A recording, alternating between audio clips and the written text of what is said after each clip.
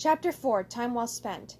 No one managed to go back to sleep that night. Every time one of them was about to drift off, the memory of Iggy's sobs woke them back up. It hadn't even been a particularly loud sound, nor had it been annoying. It was just sad. Larry in particular just couldn't get the sound out of his head, so he decided to leave his room and go for a walk. The hallway was perfectly quiet at 3 a.m.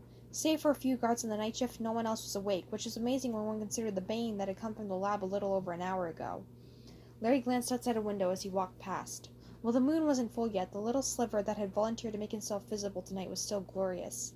The stars in the sky also playfully twinkled and arranged themselves in a way so that they presented amazing pictures to the people below. The only constellation Larry was able to recognize was the Big Dipper, but he knew that Iggy could name all of them, in alphabetical order, by heart. "Stop it," Larry scolded himself. "Iggy's fine. Sure, he's bummed, but this isn't the first time that he's failed. There's no reason for you to be concerned." But if that was the case, why was Larry out walking in the middle of the hallway instead of in his room? "Dang it," Larry whispered fiercely. He couldn't believe this. He shouldn't be worrying about this. This is Iggy's problem, not mine. Iggy's problem, not mine. Suddenly, the thought of Iggy leaning over a pile of scrap metal, his eyes red and his cheeks stained, re-entered Larry's mind. He sighed. Maybe he's a problem, but he's my brother. Larry reoriented himself and headed to the lab. It was only when he got there, opened the door, saw Iggy stuffing scrap metal into a trash can and barely paying attention to the world around him, did Larry realize that he had no idea what he was going to say. Well, might as well start with something simple. "Hey, Iggy." Iggy didn't turn around. He stuffed the scrap metal into the trash can aggressively, not even bothering to take notice of the fact that it was so full a mountain was forming.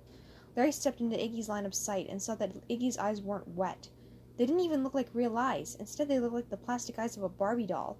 Iggy had never looked so dead inside. Larry started.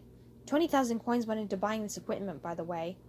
Larry wasn't as shocked as he supposed he should be. The most that Iggy had ever spent on one project was about 3 million, so compared to that, this looked like Iggy had just gone out to buy some groceries. But still, 20,000 coins was not an amount one turned a blind eye to. "Wow, what did you do, rob a bank?" Larry asked humorously. "It looks like we've got a new shadow thief on our hands." Larry thought that it was a good joke, one that Iggy would be proud of. If he wouldn't laugh, Larry expected him to at least crack a smile, but he didn't even do that. "When I make an investment," Iggy said, "I hope that it pays off." Iggy stopped and put his hand on what looked like the engine to one of the prototypes. Based on the fact that it was glowing purple, Larry guessed that there was still galaxium in it.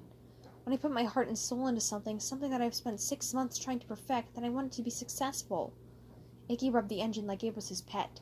Larry didn't know which prototype this engine went to. After the disaster of the first prototype, Iggy had gone and retried. He built a total of 30 prototypes. They weren't poorly as constructed as the first, but none of them had even come close to allowing the Koopalings to time travel. "Well, you gotta admit that a time machine is a pretty tall order. I mean, nobody has done it." "That's why I wanted to be the first," Iggy said. He let out a weary sigh and rubbed his eyes. "I knew I could do it. At least I thought I could." The defeat in Iggy's voice was heartbreaking. Iggy might not have been the most stable person, but even he had a firm resolve. That was one thing that all members of the Koopa species prided themselves for, their stubbornness. Why else would Bowser always get back up and try to win Peach's heart, even after years and years of no success? "Iggy," Larry said, "it's okay. You just bit off more than you could chew." "But I'm supposed to be better than this!" Iggy was yelling now. His eyes weren't lifeless anymore. Instead, they were lit by fury. "I'm supposed to be the one who can do the impossible! I'm not the one who pays attention to the limitations! I'm supposed to take those limitations and overcome them! If I can't do that, then what am I? What am I, Larry?" The silence that followed that question gave Larry the impression that the question wasn't rhetorical. Iggy wanted a response of some kind. "You're—" "Well, I'll tell you what I am!" Iggy interrupted. Apparently, Larry was wrong. The question had been rhetorical. "I'm just a guy who blew a fortune on a project that'll never get off the ground!" The tears were back, and they were back with a vengeance.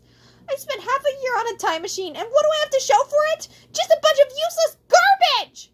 Iggy kicked the time machine's engine, an action that proved to be a huge mistake. An array of electric bolts escaped from the vessel, shocking Iggy and Larry. That was the last thing they remembered before they were knocked out. Scene change. Iggy opened his eyes slowly. He lifted his head, expecting there to be enough room to stand up. He was hit by surprise when he came face to face with the hard surface. Iggy, trying his best not to panic, tried to take in his surroundings via touch. The material that surrounded him felt strikingly like wood. While Iggy couldn't see it, he could also detect the smell of mold. Iggy started to whimper in fear. He pushed on the top of the container, and miraculously it came open. Iggy stood up and coughed. He noticed that he hadn't just come out of any container. He had come out of a coffin. And he wasn't just anywhere. He was in a catacomb. "Larry!" Iggy called out. He heard muffled screaming beside him, and chilling dread seized him. "Larry!"